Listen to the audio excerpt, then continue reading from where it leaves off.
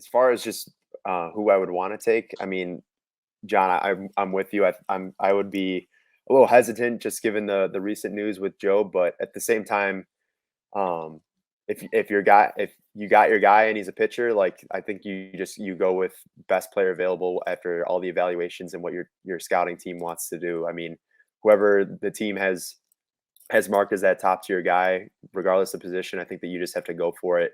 Obviously, the safer move is position player, and given the fact of just the volatility that pitchers go through, and you know that there's going to be injuries, it makes most sense just to take the safe pick. But again, it's all their player evaluation process and what they feel is best. So I'm going to trust them, but I would go with you on taking a position player. It's really interesting with Pittsburgh up there.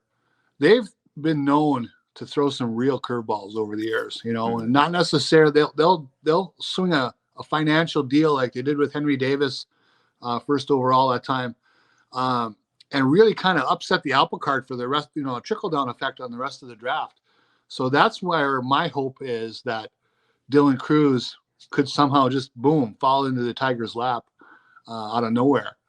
Because I do believe, just from what we've seen, and, you know, I watch it. There are plenty of people who watch more college baseball than me, but I do watch a fair amount of college baseball.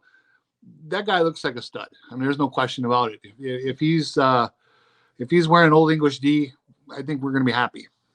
Yeah, I think in terms of drafting a pitcher, I just think like good organizations like the Rays, like the Guardians, they just find a way to develop pitchers. And if you believe in Chris Fetter and the Tigers' ability to develop pitchers, like we have seen a lot of pitching development from guys like, you know, Bo Brisky, who's looked really strong. Joey Wentz has shown some development.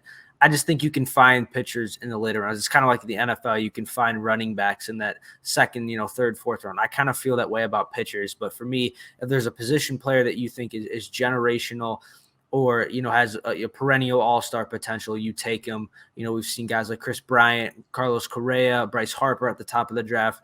You know, there's been some good pitchers taken at the top of the draft, but I feel like there's also been a lot of good pitchers that have just been found in those later rounds, like Jacob deGrom, who was a 9th-round pick. Shane Bieber was a 4th-round pick. So I'm confident they're going to take a position player, but at the end of the day, we're just going to have to wait and see. But I would be pretty upset if they take a pitcher. We got a lot of mock drafts to read through before we get there. We got some, yes, we got I some love time. those things. Absolutely. Absolutely.